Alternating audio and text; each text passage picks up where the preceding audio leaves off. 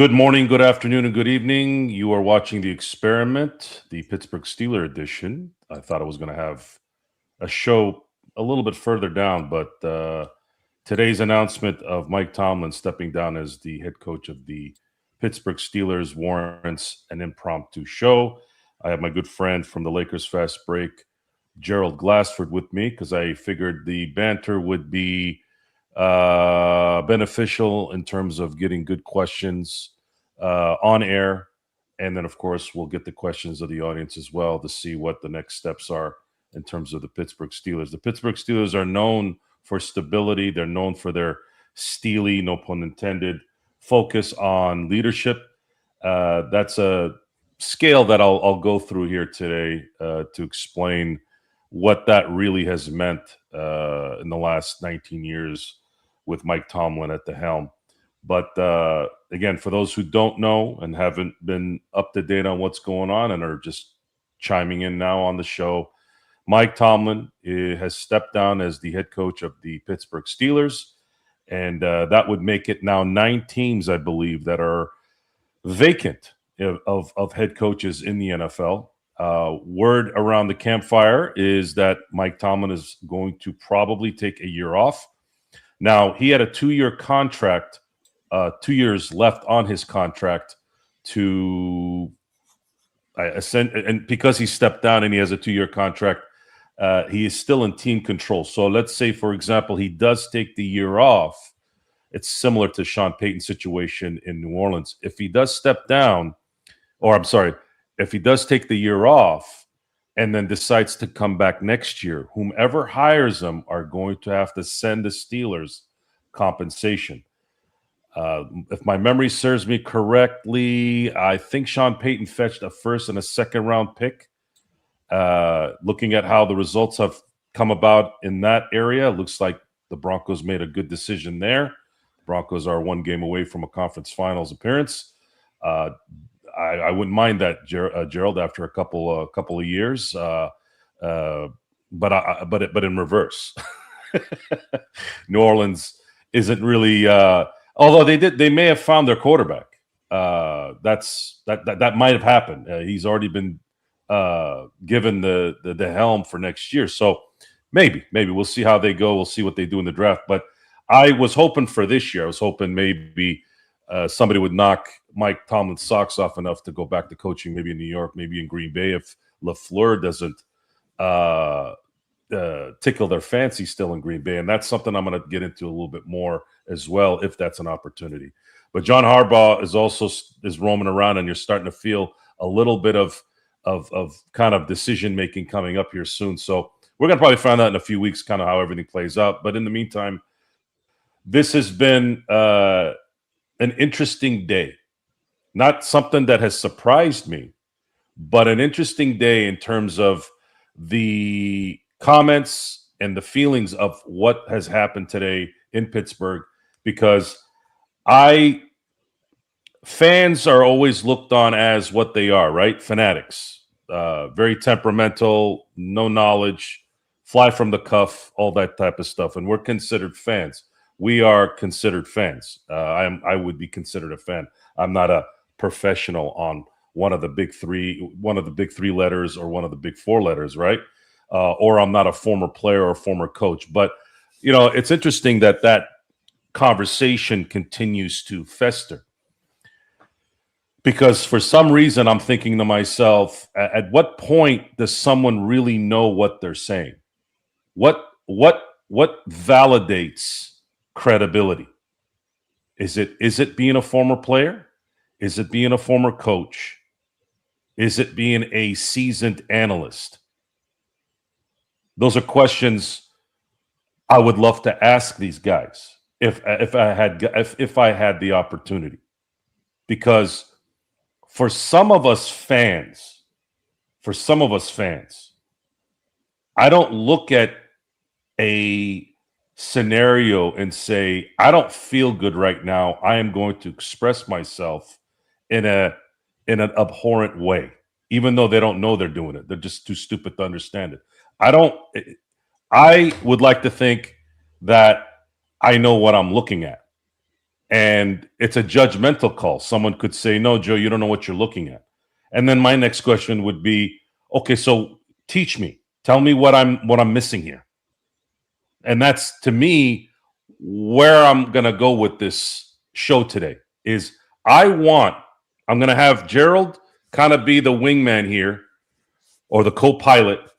And I'm going to try to, and I brought Gerald in here tonight. He was available. Thank you, Gerald, for being available. And I wanted to kind of almost do a little bit of role playing.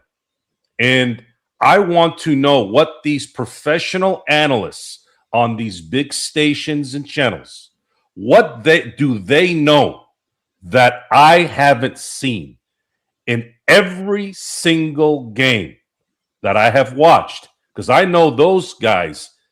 I am sure of it, unless they're a Pittsburgh media type. I know that the majority of those people that I saw today on ESPN, on CBS, or any other podcast or channel, I am very confident that none of them have seen every game the last 19 years of Mike Tomlin's tenure like I have. So what are we going to do? The role play is going to be, and I'll use the audience as a role play too. You guys can ask any questions you want, and I'll role play back. And again, when I say role play, this is not a work, as they say in wrestling. It's not a work. We're creating something that's going to be real. The stage is set up for it like it would be a work, but it's not. Because I really want to know. I have watched 2 hours because I was driving around and working. I do work for a living. I've watched the last 2 hours since I've not been in a vehicle. I have looked at this and heard it and heard regurgitation. And I'm like, what is it when you say great? When you say great, when you say all-time great, when you say one of the best, what is your criteria for that? Gerald, let's say you are Rich Eisen. The man has been kissing Mike Tomlin's ass since he's been a coach. And he tells everyone that no one knows what the hell they're talking about. And we're just a bunch of couch-sitting idiots. Not those words exactly. I'm paraphrasing. But I really want to know, Rich Eisen, a.k.a. Gerald Glassford, what makes Mike Tomlin a great coach? Not a friend, not a communicator, not a charity-going guy. I'm talking about coaching football. I want to know what makes him great at coaching football. Mind you, I'm going to lay this on you because this is going to make it even harder for you to answer. Mike Tomlin, in 19 years, do you know how many of his disciples have become head coaches, Gerald? How many? Exactly the same amount as your head coaching tree. Go ahead, Gerald, a.k.a. Rich Eisen. Tell me what makes, and again, Gerald, you might have something that I don't know, and you might stump me here. You might stump me. I'm away. You know what? Actually, that's a good point. I'm not going to go all the way out. I really want to know. I actually am curious. I want to know what makes Mike Tomlin a great coach. And I don't want to hear about nice stuff off the field. I don't give a shit about that. This is about coaching football. I want to just know about football. I'd like to know the details because maybe I missed something in the last 19 years. I don't know. What do you think, G? Well, if I'm Rich Eisen and I'm so much in love and infatuated with Mike Tomlin, the first thing I'd throw out to you is the obvious. 19 seasons, which is second all time for the most consecutive seasons, 500 or better. Mhm. which he's tied currently with Bill Belichick, behind Tom Landry with 21 seasons. That's the first thing I throw at you. So if I'm Mike Tomlin, or if I'm championing Mike Tomlin, I'm telling you the first thing is he is giving you a chance to win. He's giving you a chance to be in the running, to be in the mix. He's not allowing your team to go off the rails and have one of those type of seasons like with so many others that we're seeing in, like in Las Vegas and other places, etc. He is giving you a chance to compete in your division. He's giving you a chance to compete for a title each and every season, because he has been in that situation where he's been competitive each and every season for his coaching of 19 years as the Pittsburgh Steelers head coach. Okay. So Ralph on the chat is using a comparison of his Arizona Cardinals team. Ralph, with all due respect, Arizona Cardinals are a double-A team when it comes to the Steelers pro team. I'm just being honest here, okay? That's not a good comparison. The Bidwells have been notoriously a horrible ownership. They continue to be a horrible ownership, and I don't see anything bright in there ever with them running that disaster. The McCaskies were in that same boat. However, they do have some success right now. They did acquire Ben Johnson last year, and that was the guy I wanted. A lot of my frustration today was the fact that if this was going to be the end, why couldn't you have done this last year and gotten the guy that ultimately would have been the perfect guy for the next decade and a half? That guy would have made a difference right away. Now, there are a lot of probably good candidates out there, but I don't know enough. I don't know enough about some of the newer guys there. We knew about Ben Johnson. Ben Johnson was an obvious one. This is a guy that, in a lot of ways, resurrected Jared Goff's career. Jared Goff, when he got traded to Detroit, I don't know if Detroit was looking at him as a franchise quarterback more so than, you know what, we're going to get some capital back for Matt Stafford, and then we at least have a quarterback and not just just some guy, right? And then it ended up being that Jared Goff, his team he resurrected his career. So what's out there now? What is out there? And I know there's more than one coach that's good out there. You got to kind of be in it to really know that, right? But I'm in it, but not that in it. And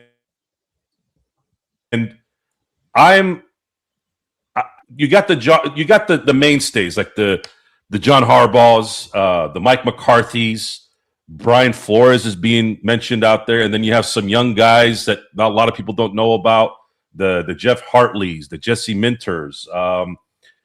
I know there's been some talk about Marcus Freeman from Notre Dame, and Marcus has already said that he's not coming out of Notre Dame. I don't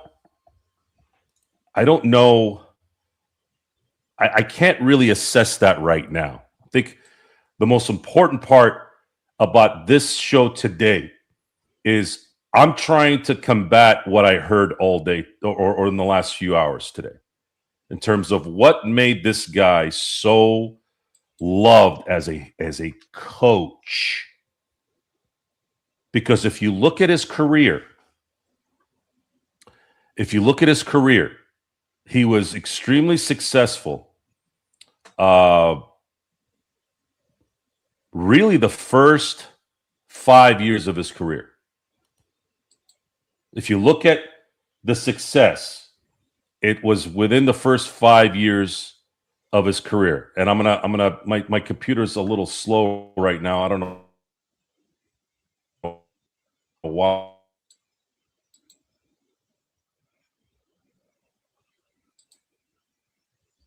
Joe, did I lose you? Hello, everyone. Am I coming in and out, Gerald? Am I okay? Yes. Did I go in and out? I don't. Yeah, I'm having some issues with communication lately on here. Can you still hear me? Yes, I can. Okay. You can still see me, right? Yes. Okay. Yes. I'm sorry. I'm trying to draw up my. Sorry, my information here is just not working. Let me try and see if I can. One second here. Let me get out of here. Maybe this will work. Pardon me, guys. I'm sorry. Starting to look a little like I'm. Yep. Am I still coming in and out? Yep. Yep. Okay. Yep. Hang in there, guys. Hang in there. I'm trying to get out of this. I did want to mention This Lakers Fast Break will be tonight after the game, so join us there. Hopefully everything will go well there while Joe is fixing stuff right now and taking care of that. See what that's going on. Can you? Am I okay? Am I still coming in and out? You're still coming in and out. Okay. Let me see. I don't know. I don't the stream here. Might be a link that I'm not able to get out of here.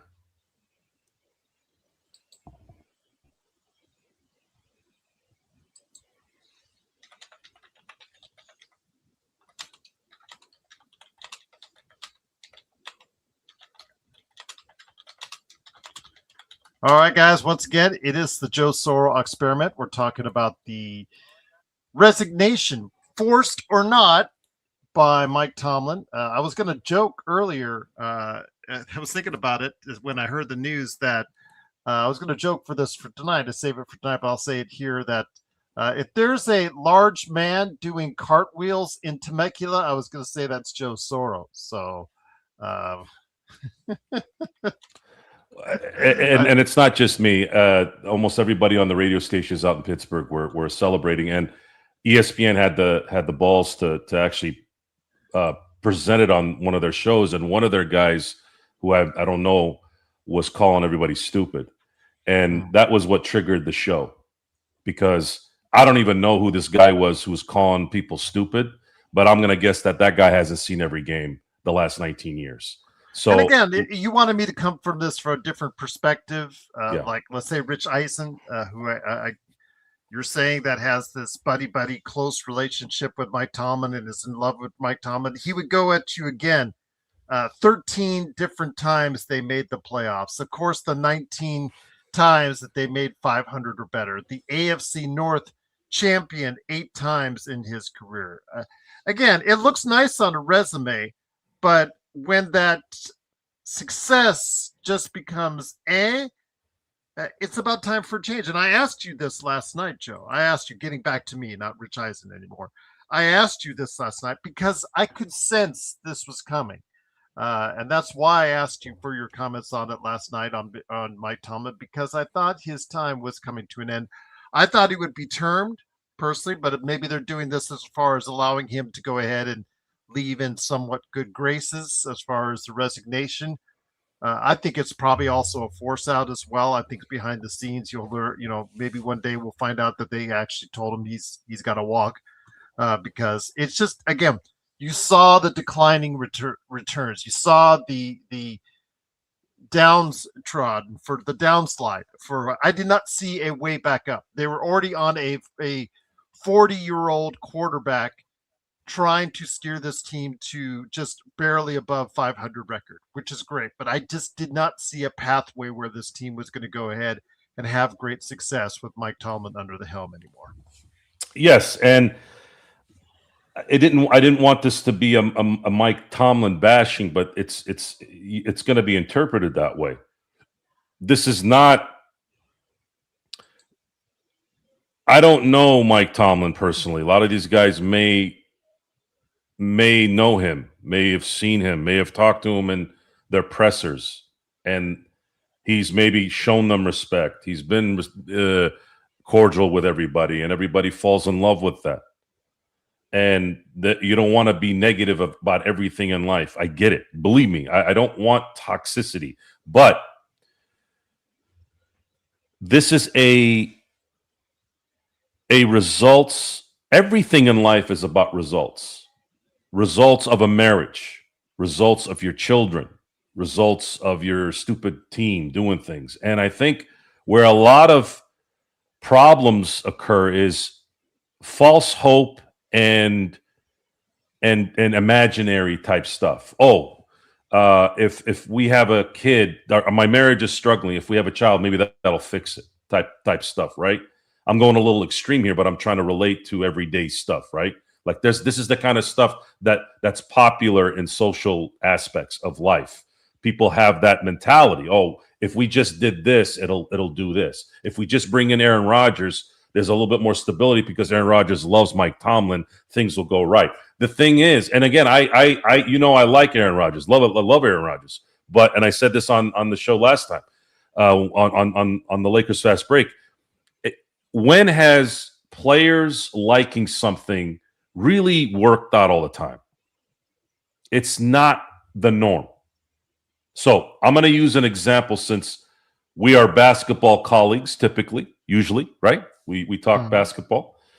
There was a trade that the Bulls did in the late 80s. It was Michael Jordan's favorite player, whom at that time, if you guys understood the sports landscape, there was always the star, and then there was the bulldog that guarded the star. So I'm going to give you two examples. When Gretzky was doing his thing in the 80s in Edmonton, there was a guy named, and of course they brought him to LA too when he went to LA. There was a guy named Marty McSorley. Marty McSorley was in Bad Boys, wasn't he? Yes. Yes. So Marty McSorley had the reputation of being a thug. He was the thug of a hockey team. Hockey teams kind of had that. That was what it was before everything became soft, right? So Marty McSorley was the guy. Anybody mess with Wayne Gretzky, anybody mess with the Golden Goose, Marty McSorley wasn't too far away to whoop your ass, right? Jordan, it's kind of the same thing. At the time, they had Charles Oakley. Love Charles Oakley, right? Everybody knows who Charles Oakley is. Most of the people didn't remember him being a Bull because they only remember him being a Knick. But he was actually a Bull. He was traded for Bill Cartwright. And at that time, it was a position game. It was a point guard, scoring guard, small forward, power forward, center world, right? They didn't have a center. They needed that center. And that's what Bill Cartwright was. And Jordan wasn't happy.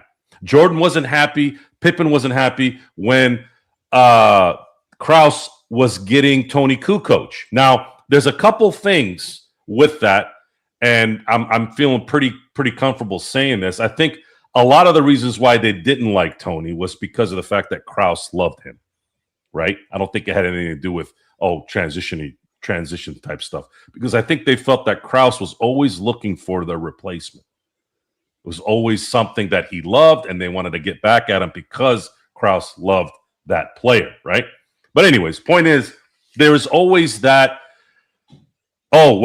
this player really liked this player, or this media person really liked this coach. Well, it doesn't matter what you like. What matters is the results. And in all those cases, the results were that the GM was correct, because that's what they do for a living. And what happens later and what happens during, again, I'm not going to get into the details. There's always something where the GM makes a mistake too. I'm not saying all GMs are perfect, but the point is, that's their job. That's what they're sitting there doing. Why did Magic Johnson not succeed as a player personnel guy? Why did Phil Jackson not work out as a GM in New York? Because these guys are not going to the gyms. They're not doing the scouting. They're not looking at the kids coming up, college guys coming up. They're not doing that. How are these guys going to know who to draft, when, and how? What, based off ESPN? We know that Magic Johnson was doing that. Otherwise, you would have picked Jason Tatum instead of Lonzo Ball, correct? Yes. So that plays a factor. And who knows basketball more than Magic Johnson? Basketball, Magic is king. No doubt. On the court. Transactions, player personnel, not so much. Okay? So understand where I'm going with this. The media type that have been sucking the ass of Mike Tomlin all day today, I'm just confused. I'm not saying they should have, dogged him. No. But the amount of hyperbole and bullshit about who this guy really was, it's just nauseating because the results say so.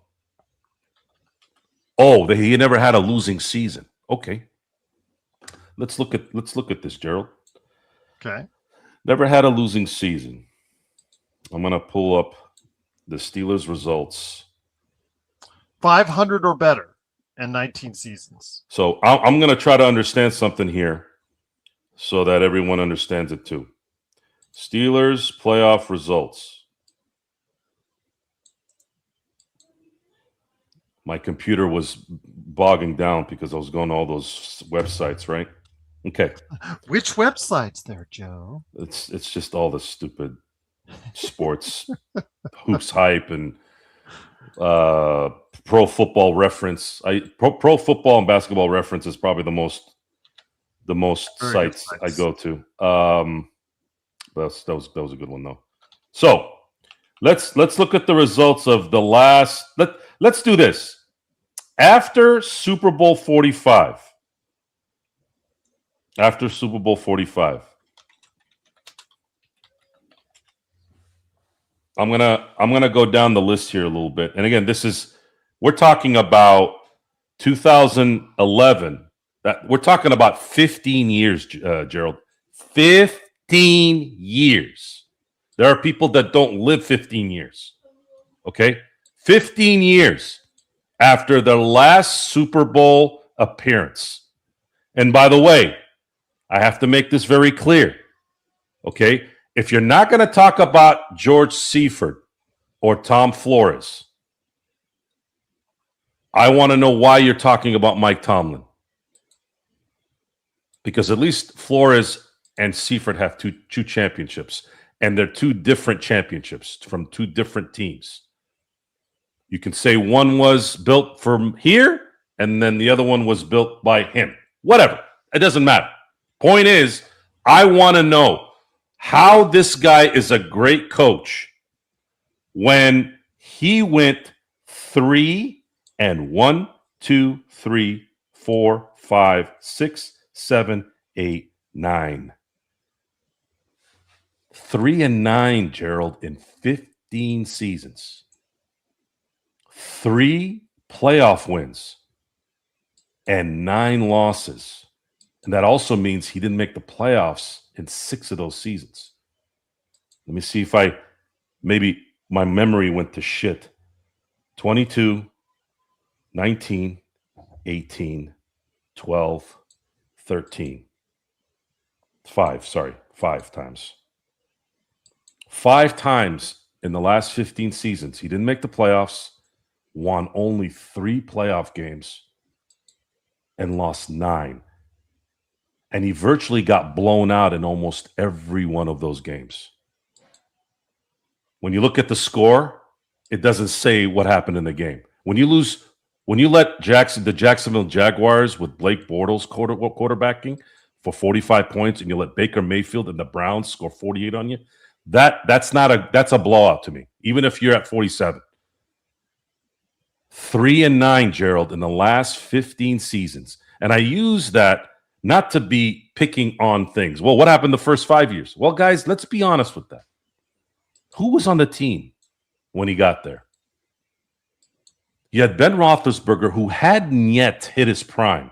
He hit his prime really right when Tomlin got there, maybe a year later, when he won the Super Bowl.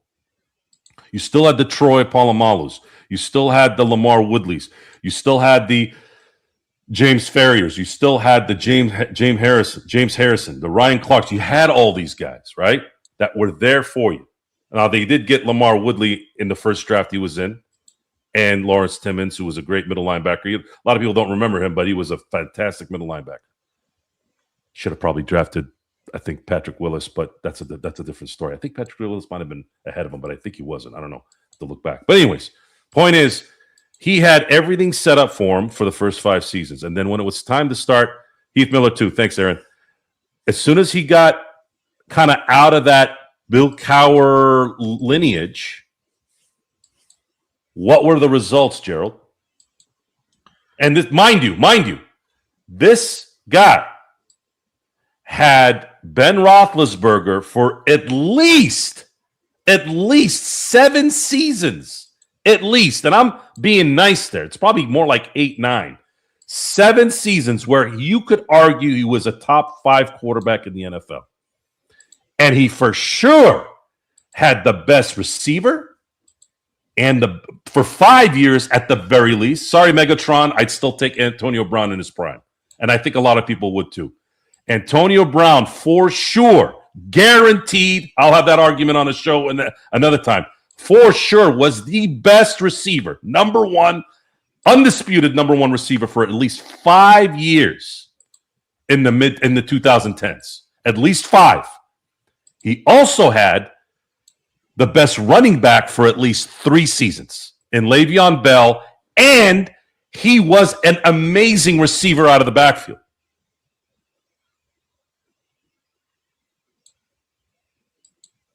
In a league that was transitioning into all offense, all QB, every advantage on the planet for that side of the ball, defenses hadn't adjusted yet. And what did it result in?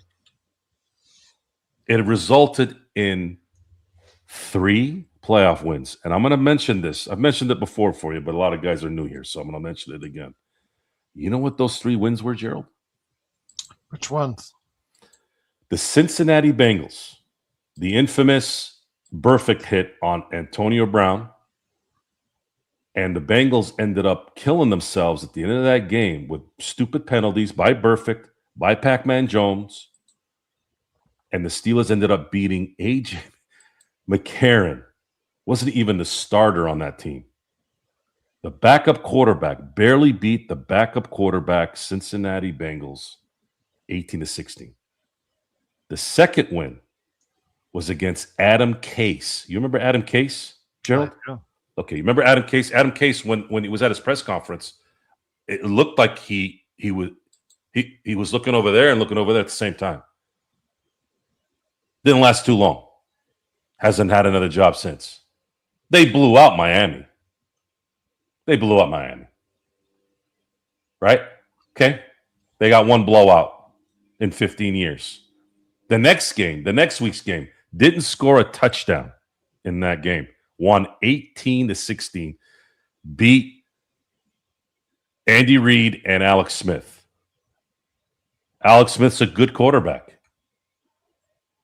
A good quarterback. A good quarterback. A B- quarterback.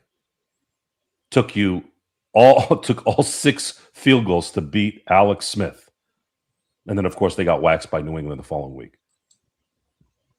That's it, guys. That's it. That's where it stopped. The last win in the playoffs, the last win was 10 years ago. And I'm being told by all these prognosticators, analysts that are making millions of dollars, that were former NFL players, that are former whatevers. These are the same people telling logical people like me. I'm a logical person, and I'll take you all the way to that. I know for sure I'm at least that. I might be a little nuts, inconsiderate, mean, a jerk, fine. But I'm a logical thinker. You're telling me in 10 years you don't win 1 fucking playoff game, and almost every playoff game you played in, you got your shit handed to you. And you're supposed to tell me that this guy was the best coach in some realm in your head? No. He was never a good coach. He was average. He was an average coach. And he was a coach in an organization that sets everyone up for success. Mike Tomlin should have won 3 rings in the time he was here, with the way everything was structured, with the talent here. And he shitted it away the last 15 years. And most of that was with Big Ben throwing 6 touchdown passes in back-to-back weeks. Best receiver on the planet. Best running back on the planet. Pro Bowlers on the offensive line. Pro Bowlers on defense. Still didn't amount to shit. Couldn't make one fucking Super Bowl appearance in the last 15 seasons. But he's a great coach because he hasn't had a losing season. Do we ever talk about Chuck Knox? Other than he was a coach for the Rams? Jared? I mentioned that because you're an LA guy.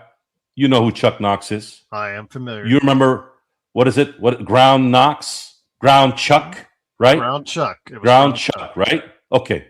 So Chuck Knox was a pretty good coach, right? But what did it result in? He didn't win anything. So what made him a good coach? And that's the question you want to ask yourself. You want to ask yourself, what do you mean good, great, elite? What is that?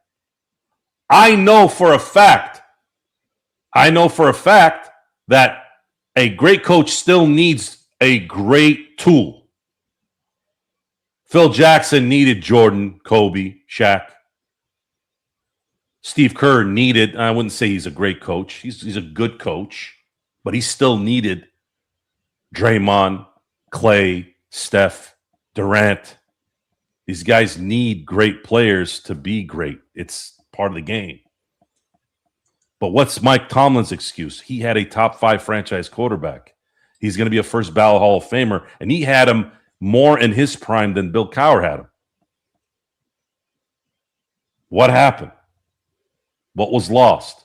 Best receiver, best running back in a league that went heavy on offense in the 2010s.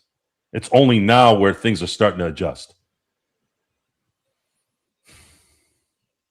And that's where I'm at right now. And the thing is, Aaron, with Belichick, is Belichick made that call.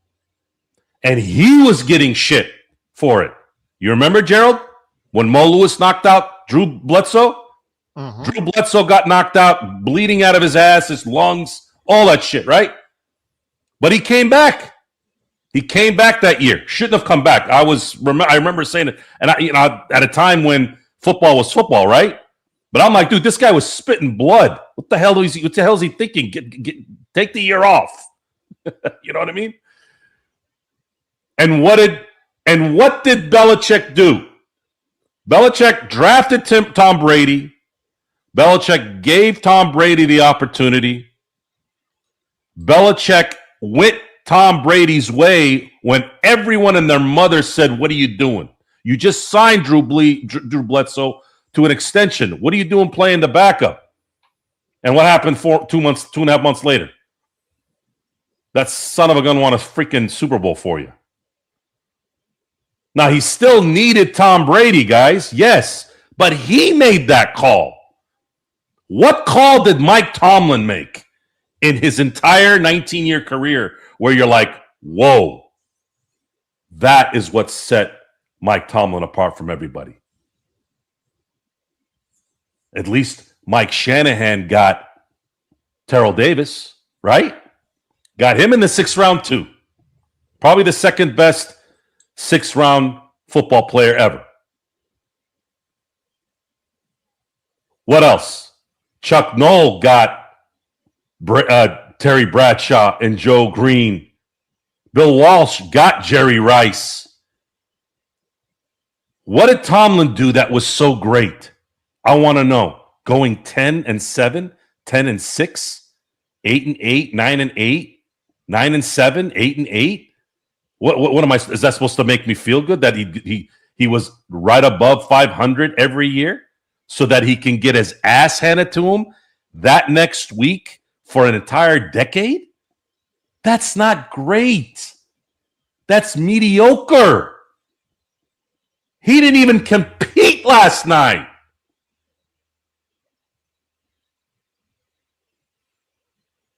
They were handing the game to him, literally.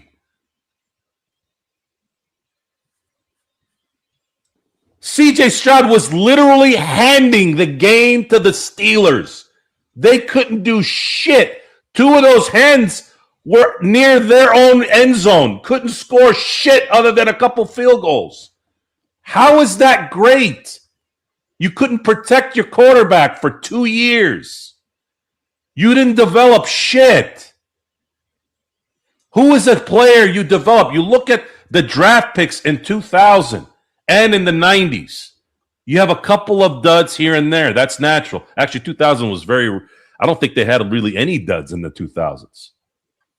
So what's the problem? Why did it go from that to all of a sudden now every year you're having guys bust out? The Artie Burns and the Ziggy Hoods and all these guys.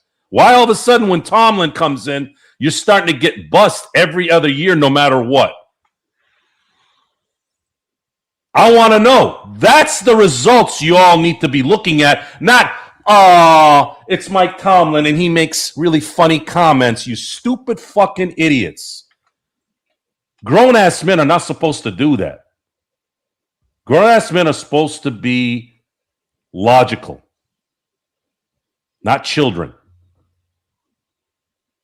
not emotional. I like him. I don't care. Okay, fine. You're not a grown-ass man then. You're a child.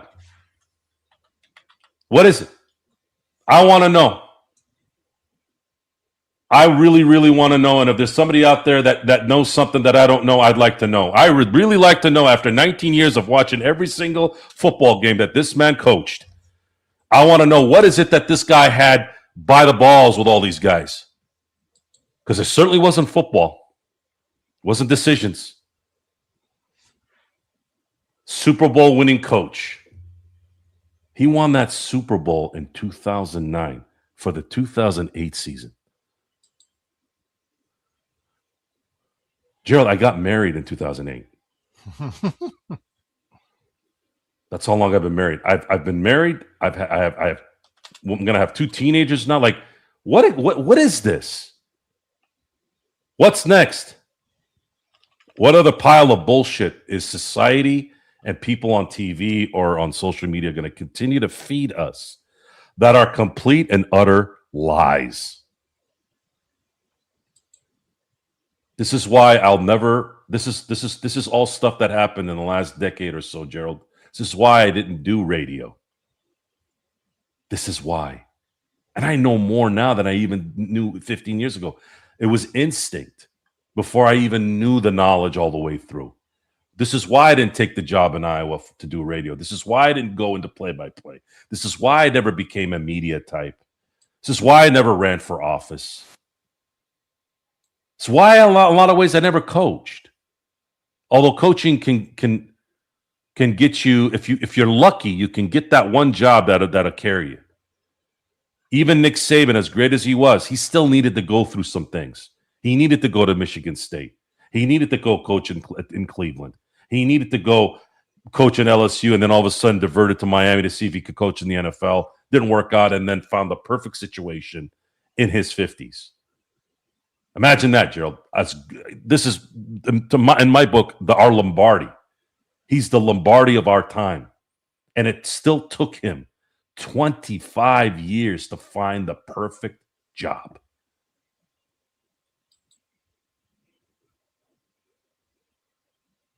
So,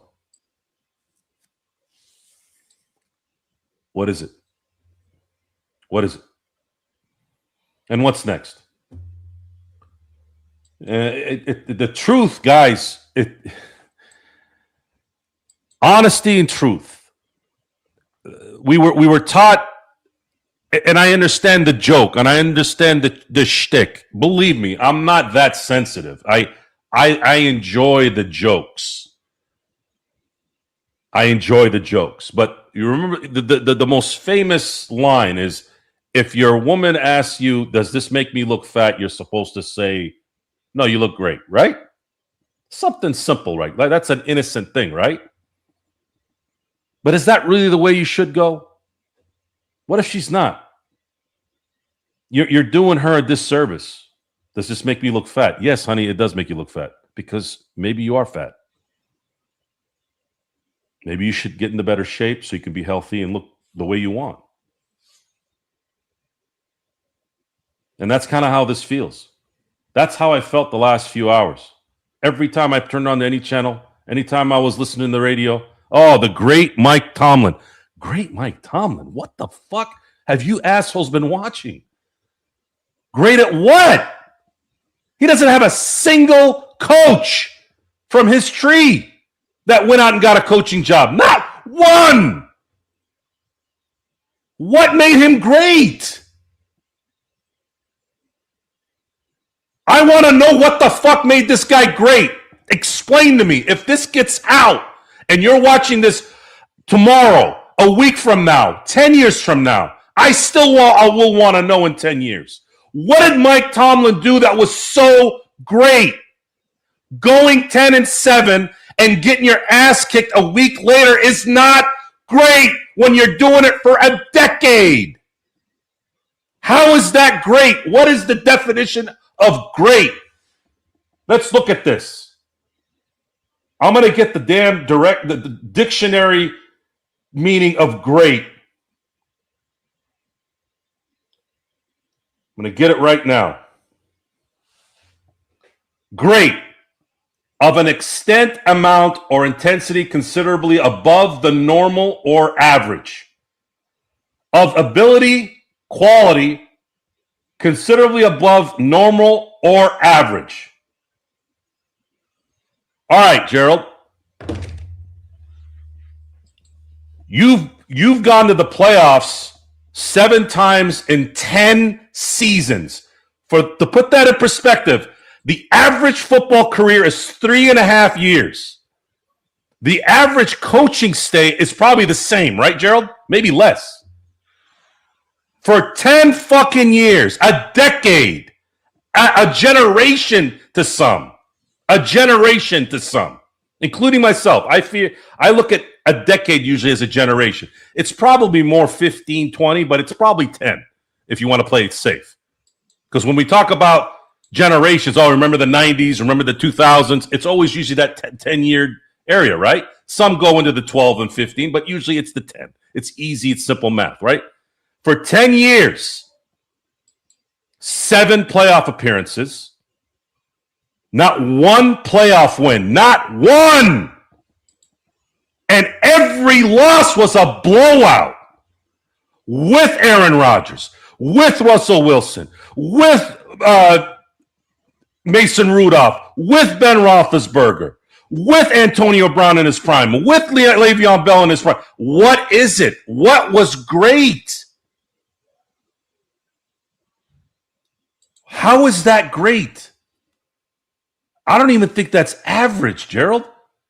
How many coaches have lost 7 in a row? There's only one, Marvin Lewis. Did they go nuts when they were talking to him? Why? Why is Tomlin great? Because he won in 2008? Then I want you to talk about George Seifert and Tom Flores more. They're multiple Super Bowl coaches. Why aren't you talking about those guys more? Especially George Seifert. George Seifert coached the 2 most dominant, arguably, the 2 most dominant teams in NFL history. I mean, dominant. The 89 Niners, I know the 84 Niners gets it all because they went 18-1, and they may be right. But I'm going to usually venture into the Niners teams that had Jerry Rice on it. Okay? 89, they beat the brakes out of the Broncos 55-10. They beat the shit out of the Chargers in Super Bowl 29, 49-26. Why don't they put him in the Hall of Fame? They're already getting the wing ready for Mike Tomlin. For what? For what? What did he do?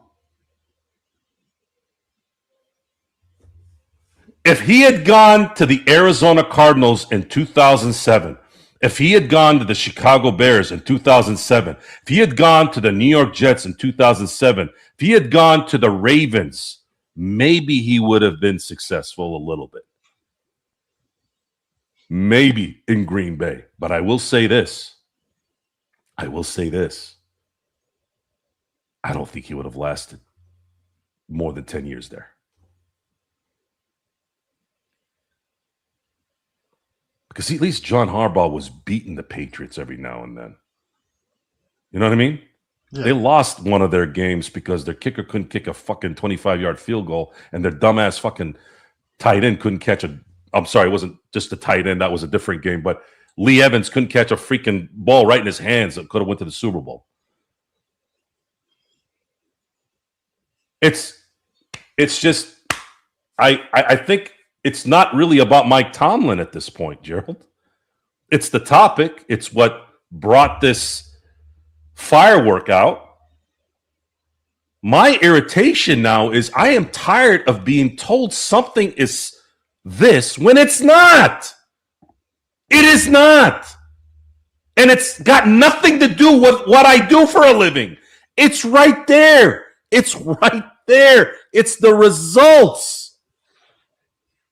The results say it. The results are what matter. It's not about what you feel or I feel. I'm just the messenger. Explain to me, anyone. I've been on here for 52 minutes, the fastest 52 minutes I think I can ever remember being on a podcast. Seriously, I can't believe it's almost an hour already. And I know you needed to leave, so I'm going to go an hour on this with you. You can head out anytime you want. But I want to know. Again, no one in the crowd has a question because they're smart too. Aaron is smart. Drip is smart. Sir Lag Salad. Hey, welcome here, my friend. Thank you for being here. I don't remember you being here before. Please like and subscribe. We would love to have you on another show. I don't understand what goes on with these delusional people in the world. I don't understand it. How they can manipulate themselves into thinking something's going on when it's not. That's it. Let me get to Sir Lagla here. It's more about respect and pride. Pittsburgh is a very traditional, proud city, so it's hard for them to peek behind the curtains. A lot of why he was succeeding is because of that. So I'm not trying to shit on the Rooneys. It'd be disingenuous and just I'd be an asshead if I criticize the Rooneys. There is frustration.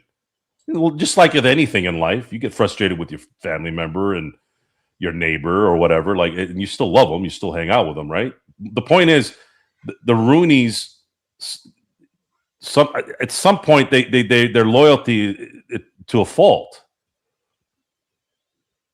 There's a lot of careers here that may have had a better chance at getting somewhere if you stop being too loyal.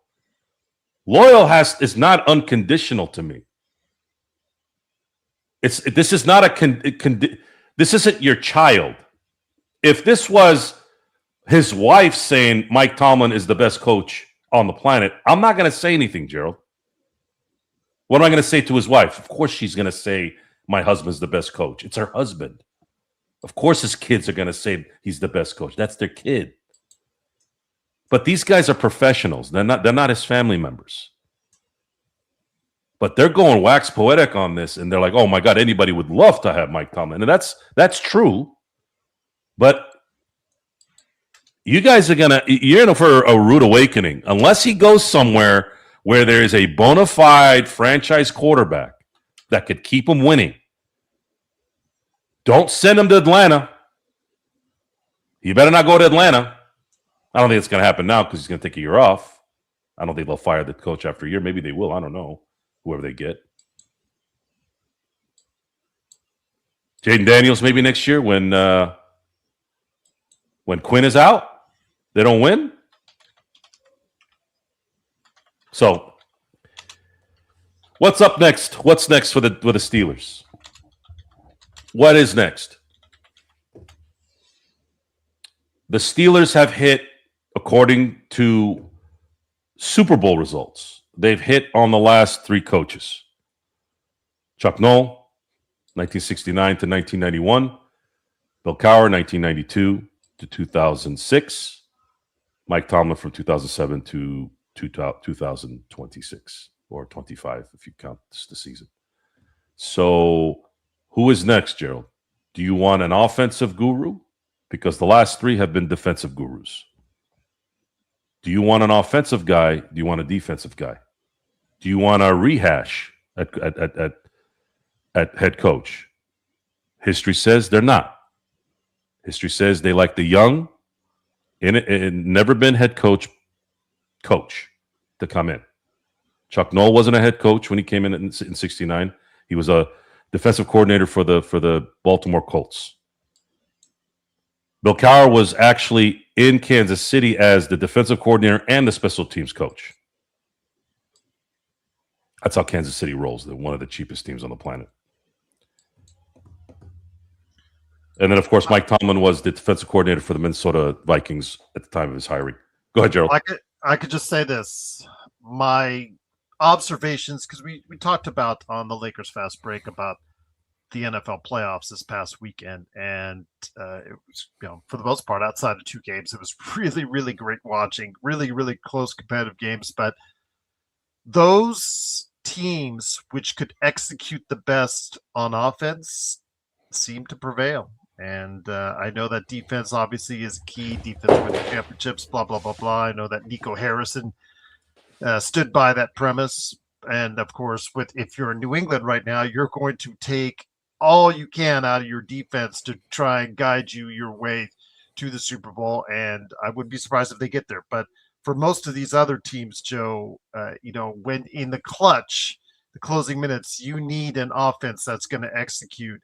And we saw even some of the teams that lost, the Green Bays, the Jacksonville, some of the other teams, the Carolinas, they executed in the offensive side and were able to stay competitive in those games. Ultimately, they lost. But what I'm getting to the point is I would probably lean towards, as far as the NFL is concerned, an offensive side of the ball, as far as somebody that could come in and coach that has a keen mind into being able to, I guess, wreak havoc on a defense as far as that's concerned. Tomlin had his hands in all jars, so we won't be seeking Arthur Smith or Terrell Austin next year either. I think Arthur Smith did as best as he could. I don't think he had a single receiver that was worth anything. The tight ends were okay, nothing special. Darnell Washington was touted as this really good chemistry and good player. Darnell Washington would have been a great tight end in the 90s. Your tight end needs to be someone like Travis Kelce now or Rob Gronkowski type. Greg Kittle as well before he got injured. I feel bad for Craig because San Francisco just dropping like flies. If they win a championship this year with all these injuries, they should give them 2 Super Bowls. So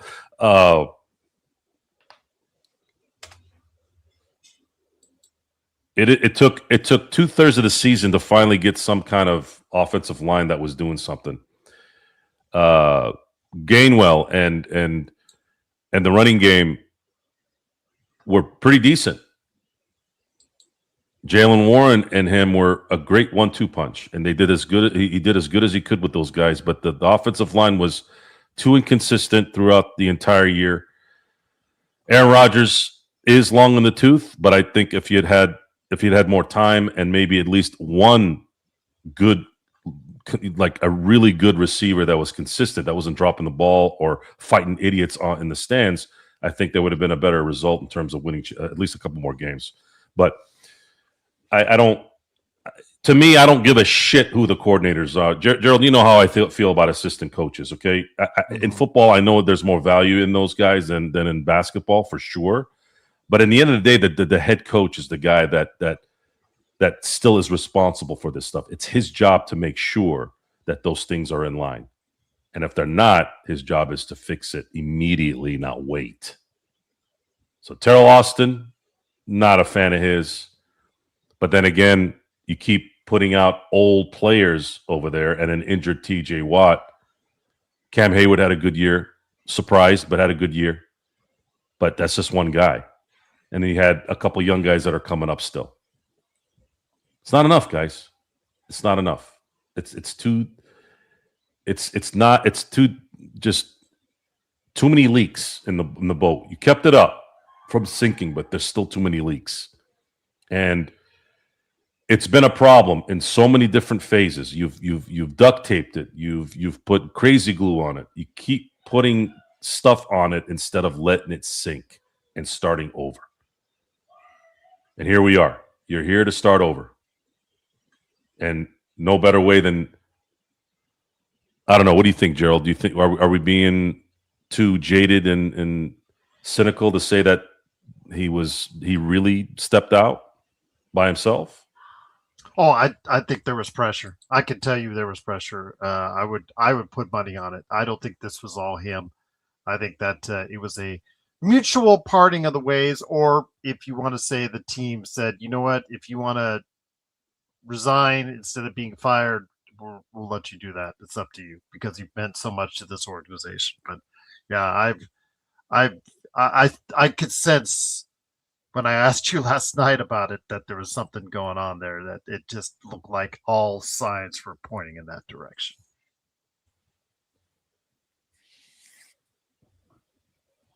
I would have respected this in terms of these professional analysts. Mike Tomlin had a good career, came out the gate on fire, went to 2 Super Bowls, coached in some big games, won some big games. But then, unfortunately, how do you lose to Tim Tebow, Gerald? How do you lose to Blake Bortles? You lose to Baker Mayfield and the Cleveland Clowns. Do you know since they've come back to Cleveland, they haven't won a single division, AFC North division? A freaking one, not even one.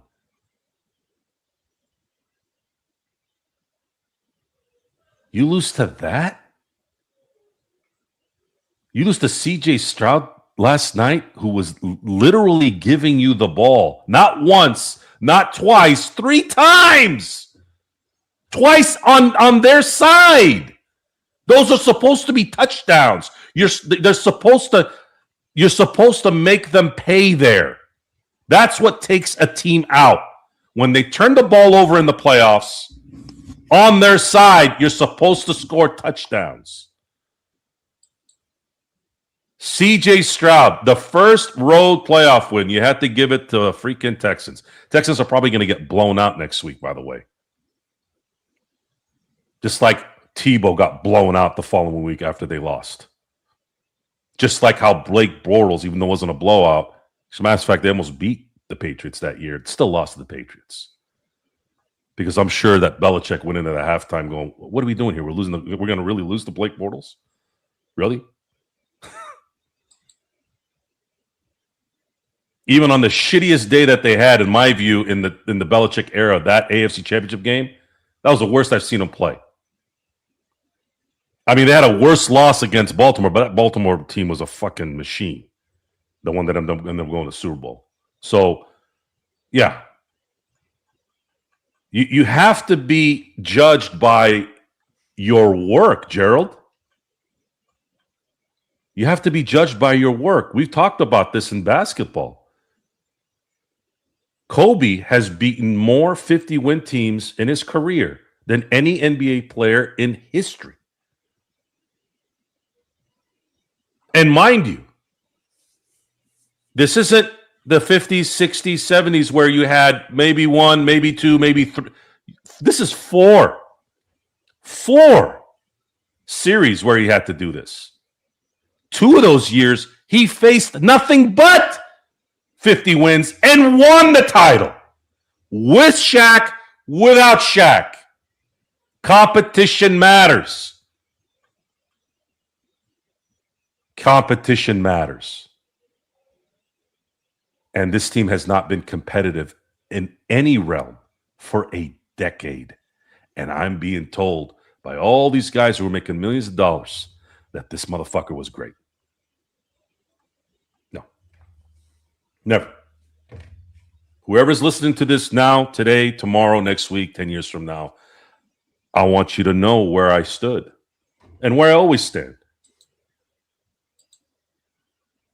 Stop calling people great when they're not.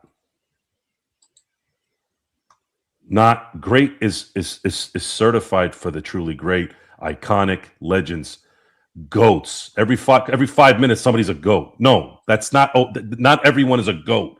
Very few goats out there. Tom Brady's a goat. Michael Jordan is a goat. Ohtani's a goat.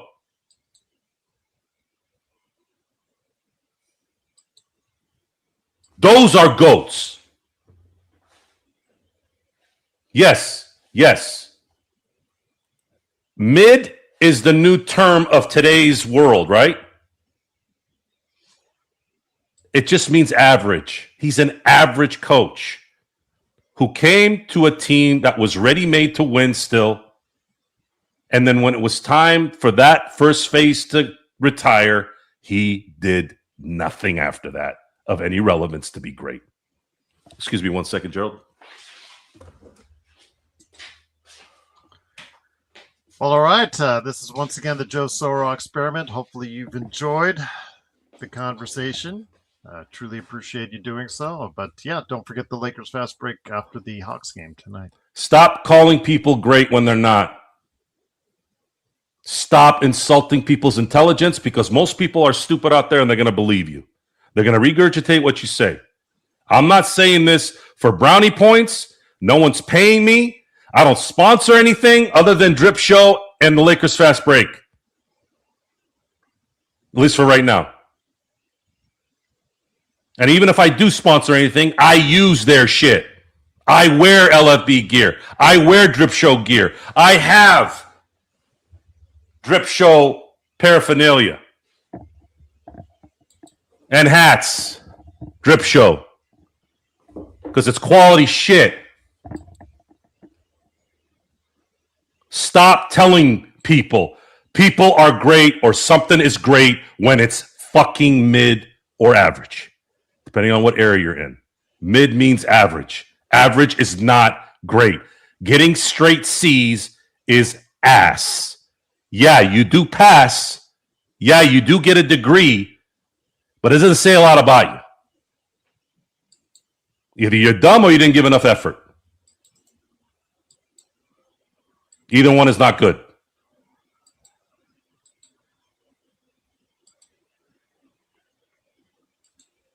And that's something that I just felt like I needed to really send home, even though I don't know if it's going to get to the right people. It's not going to matter. The point is, it makes me feel good that at least it's out there now. And maybe it changes everybody's mindset here to the correct way, although a lot of the people that are on here are intelligent people. I don't think they got suckered into that. Or maybe they don't know. They didn't watch every single Mike Tomlin game coached. Every Mike Tomlin game coached game. I'm the and those most of those guys that are yapping didn't either. I have seen every game. I know exactly how this guy coached. And the results also say who he really was. He was an average coach who got lucky. He got in at the right time with the right team, won an early championship. And here you are, 19 years, and I have to be told by morons, yes, you're all morons, that this guy was great. He wasn't. He was average. And the reason why he lasted 19 years is because of the organization he was fortunate enough to get in. He earned it, I'm sure, in the interviews and all that. Sure. I guess maybe they were mesmerized by his little quips. See, that's the thing, Gerald.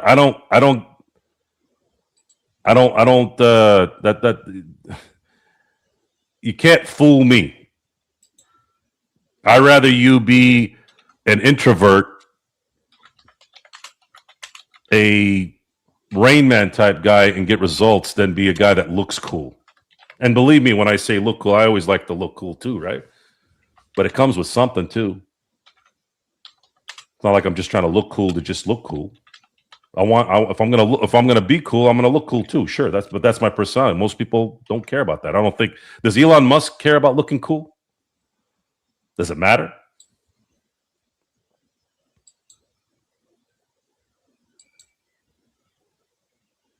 So, what's next for the Steelers? I'm gonna say probably within the next month they'll probably have a line on who they want. Might be earlier than that, of course. The reason why I said a month is because there's 9 vacancies. I don't think. Do you remember it being this much? I don't remember 9. We're talking about almost a third of the league. It's a lot. I heard something. I heard a little tickle in my head here, Gerald, and it kind of manifested within being in the Steeler forums and all that as well. So last night, Aaron Rodgers was critical of fans and people like us of, not thinking that guys like LaFleur and Tomlin are worthy of staying where they're at. I don't watch enough Green Bay Packer football to see if LaFleur is that bad of a coach. Would you say he's not good, or is this circumstance at this point?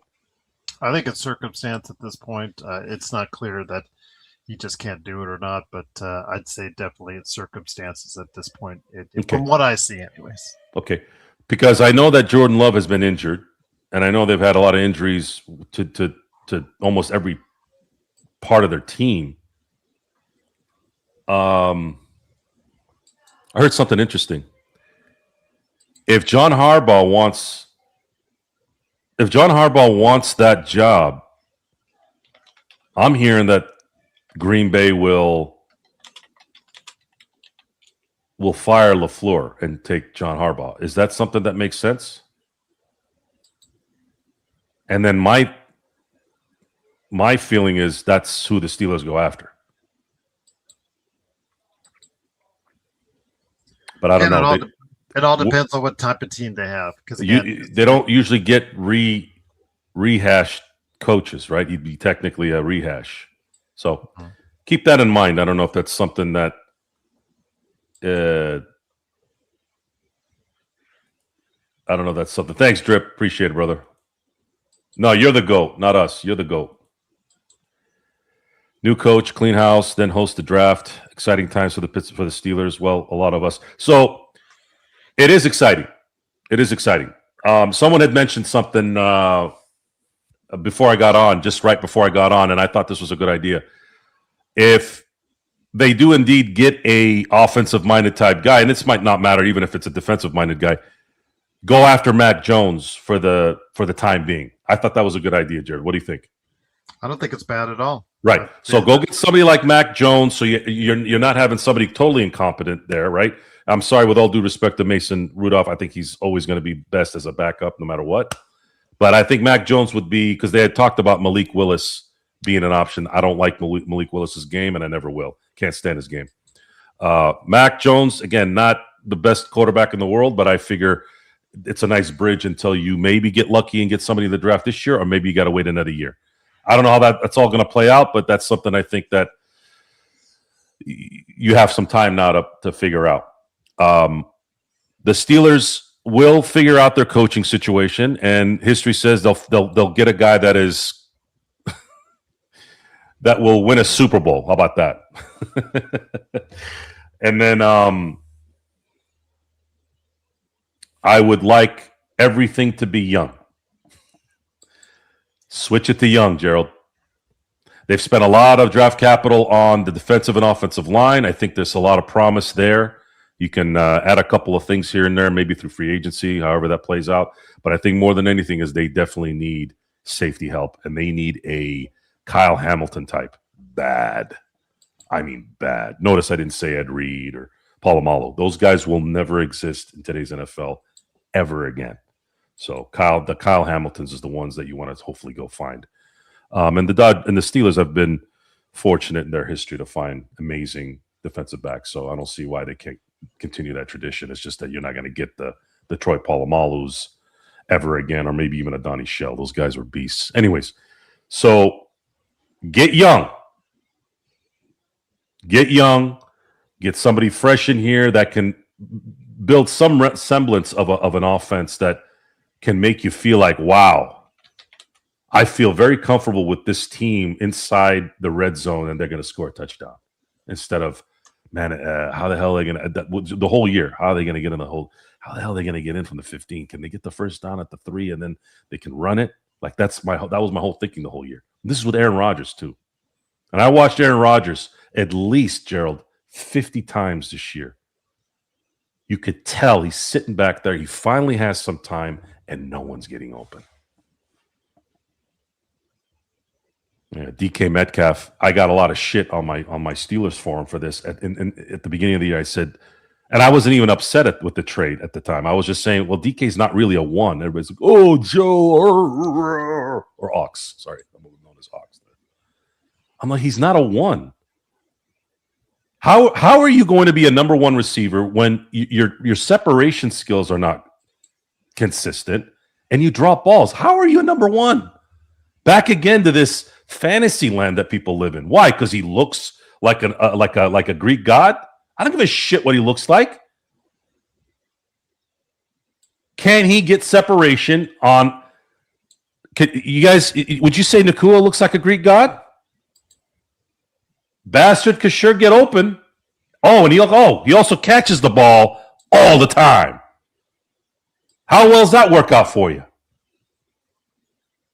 If a receiver can't get open and can't catch, he is never considered a 1. Ever.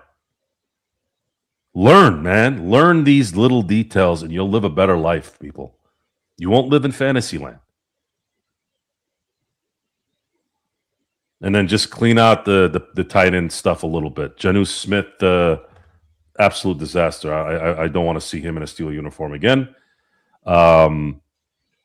TJ Watt, I think he's been injured all year and he hasn't told anybody. I don't know if he's going to come back next year and be better. There's a chance he might have hit the wall, but we'll have to wait and see how that goes. So that's where we're at. We'll talk more when the coach is selected. I mean, I may have a show if something comes up before then, but it's very likely we'll have another Steelers edition of the experiment to talk. Likely at that time would be the new head coach of the Pittsburgh Steelers. But I want to thank you all for being here. Gerald, thank you for being the springboard here, being the Rich Eisen of the experiment today. If you guys want to hit me up, I'll be on the Lakers Fast Break pretty much every day to every other day, depending on the games. So if you guys are here for the first time, go ahead and like, subscribe, and hit the notification button for the Lakers Fast Break on YouTube. If you are here for the first time, please like, subscribe, and hit the notification button. Again, I do have other shows that do pop up. If you guys enjoy the show in general instead of just the topic, I do a Lakers show, I do a Steelers show, I do a Dodgers show, and sometimes I do Laker Dodger shows, and then sometimes I'll do all sports shows, which is just going to be the experiment. So again, thank you for being here this morning, this afternoon, and this evening, wherever you are. And until next time, I'll see you next time.